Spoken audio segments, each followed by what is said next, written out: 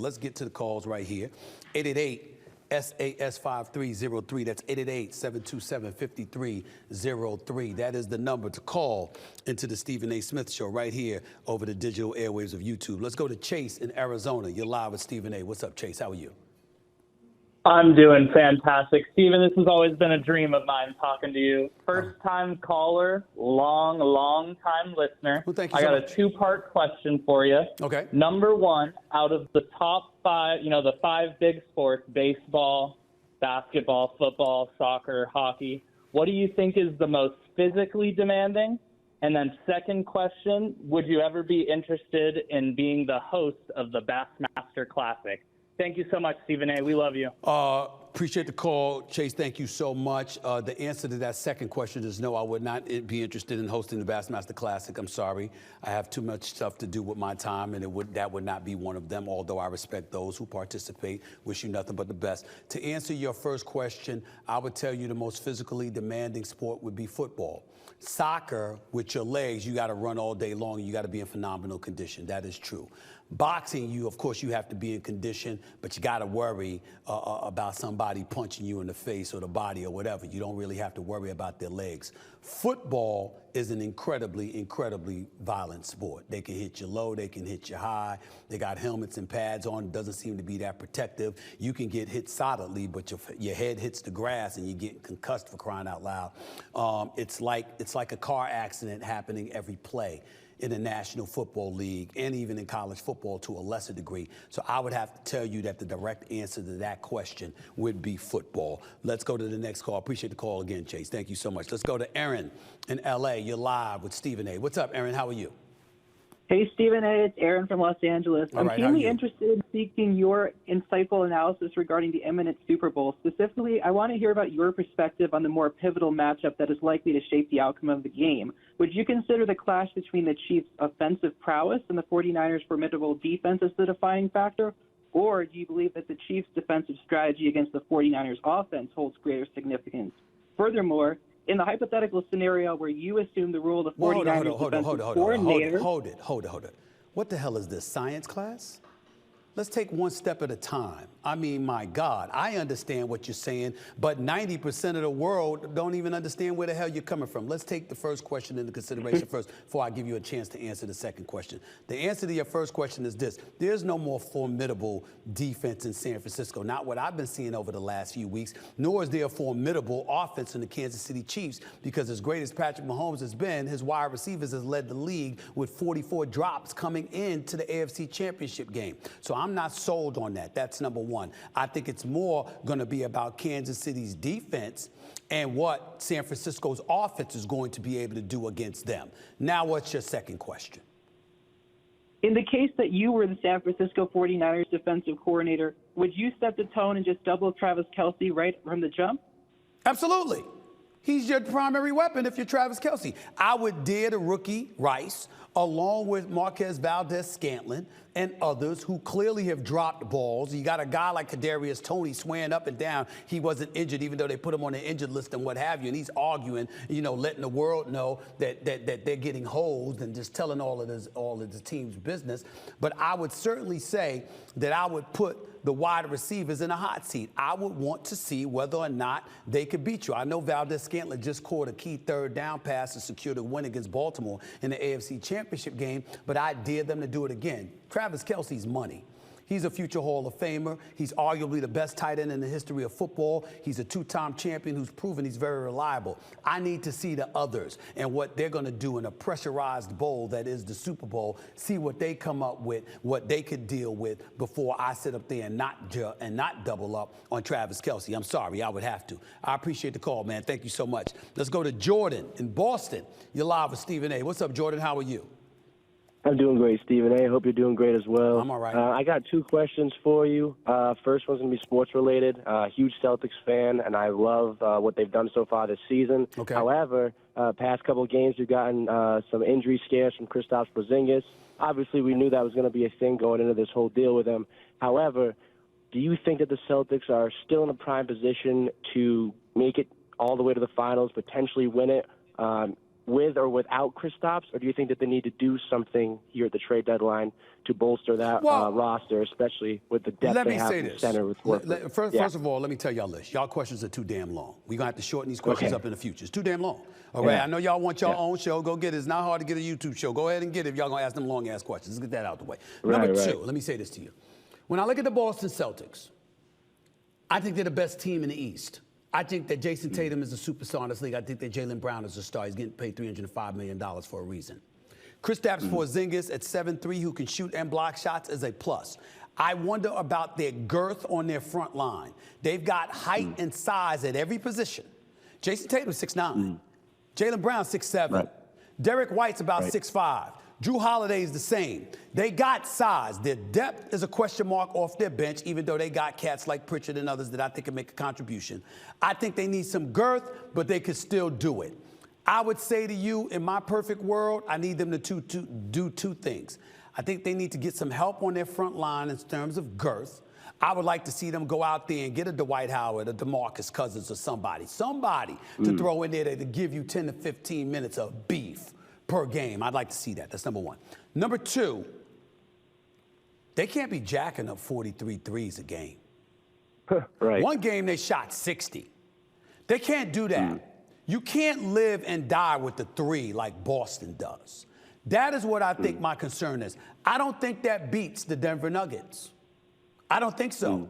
And that's assuming Denver comes out of the West, because just today on national television, linear television, I proclaimed the Los Angeles Clippers, to me, I find to be a legitimate threat. Of course, that depends on the Kawhi Leonard and Paul George being healthy and James Harden showing up when you called upon to show up. Can't say enough about the job that Russell Wilson and Norman Powell have done coming off the bench. And Russell Westbrook, has been a leader on that squad. I got to give love where love is due. But that's my answer to your question, sports related. What else do you have?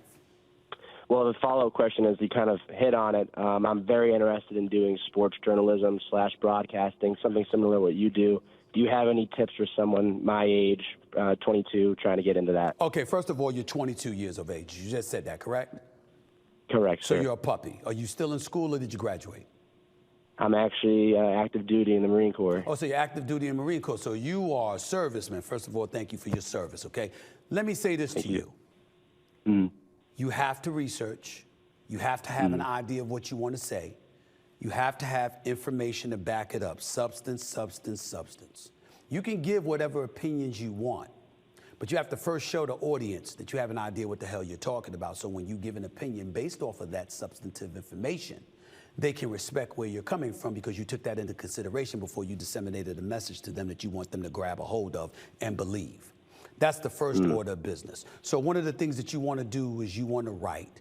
You want to sit up there and you want to tape yourself on video. You want to get a camera. You want to tape yourself. You want to listen.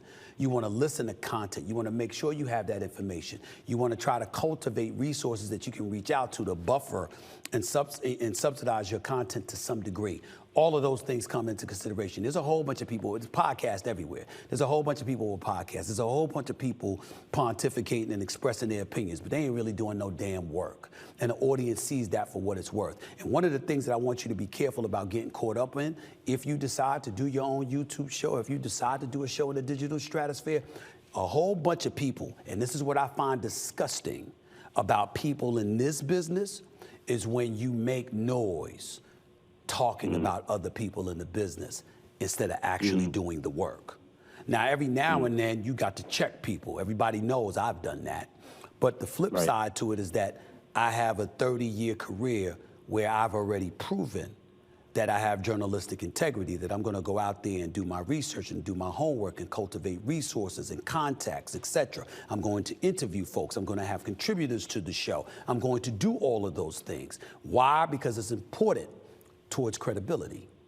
And that's what you want.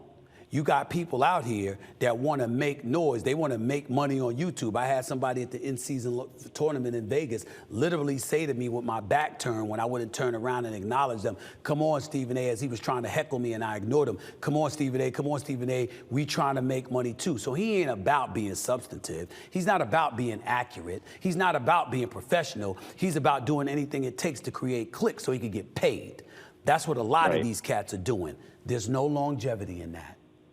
You will be squashed forever, eventually. And when that happens, they'll have you on tape to show why you were rendered to being insignificant. Don't you get caught up in that. And remember, you're 22 years of age. You're a puppy in all of this. You got your whole life ahead of you. Don't rush it. Take your time. Do what you need to do and position yourself for the best opportunity. Chance favors the prepared mind. Never forget that. I got to run, brother. I appreciate the call. Let's go to Cameron in St. Louis. You're live with Stephen A. What's up, Cameron? How are you? Hey, how's it going on, Stephen? I'm good. How about yourself, man? I'm good, man. Talk to me. Man, I got a two-part question for you. Go ahead. One, will you be attending WrestleMania this year in Philly? I don't know yet. I don't know yet. I mean, WrestleMania is in Philly. It's right up the road, but I got obligations with this job, with ESPN and others, you know, where I got to be out of town. So I don't know if I'll be around, but if I'm around, I've already received the invite to go to WrestleMania. And if I'm around and I have the time, I will be there. Man, I was hoping you was going to host this year, man. No, well, you know, we're not ruling it out. You know what I'm saying? We're not ruling it out. I mean, the folks at WWE may want me to be the modern-day Paul Heyman or Bobby the Brain Heenan. I mean, you never know. You just never know. I mean, I don't know what's going to happen. The Rock already talked to me about joining him at WrestleMania. I mean, we don't know. We don't know if he's going to be there. We don't know if I'm going to be there. And even if I did know, I wouldn't tell you because they wouldn't want me to tell you. But you understand what I'm saying. Yeah. And my second part, man, since Cody won the Rumble on Saturday, man, who you got in the rematch between Cody and Roman Part 2? I'm going to go with Roman. Cody's no joke, but I'm a Roman Reigns kind of dude. I'm going to go with Reigns. I'm going to go with Roman. I'm going to go with Roman. I'm sorry. I'm going to have to do that, bro. You acknowledge the tribal chief. Here we go. Appreciate you, bro. Thanks you so much. Fernando in Pawtucket. All right. I believe that's it, Pawtucket. What's going on? Fernando, are you there? Yeah, I'm here. Stephen A., I appreciate you, love what you do. My quick question to you, and I have a little two-piece, is should the Chiefs really be in the Super Bowl? Are they Super Bowl contending teams? Like, obviously, they're in the Super Bowl. They only average 21.8 points a game, 11-6, worst record since 2017. What's your thoughts on them? What are you asking me? I didn't hear your question. Do you think they should be in the Super Bowl right now? Hell yeah. Whoa. Respectfully, Fernando, how old are you? 21. You know when I use the words breath smelling like Similac wet behind the ears? You know where that comes from? When you're young and you just don't know better. You know good and damn well, or you should, that if you win, you deserve to be there. They went to Baltimore and they beat the #1 seed.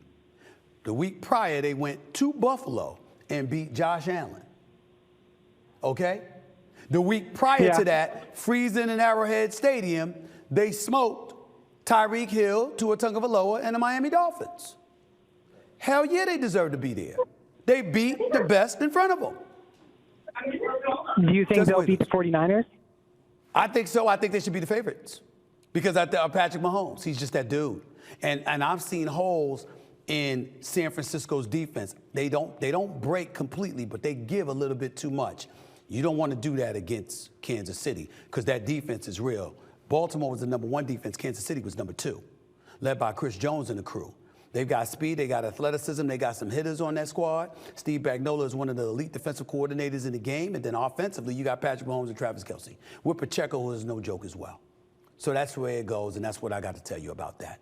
I appreciate it, man. Thank you so much for the call. Appreciate all of y'all calling in, and thank y'all for joining the show. This go round. I really, really appreciate it. This is Stephen A. Smith signing off. Until next time, everybody. Peace and love.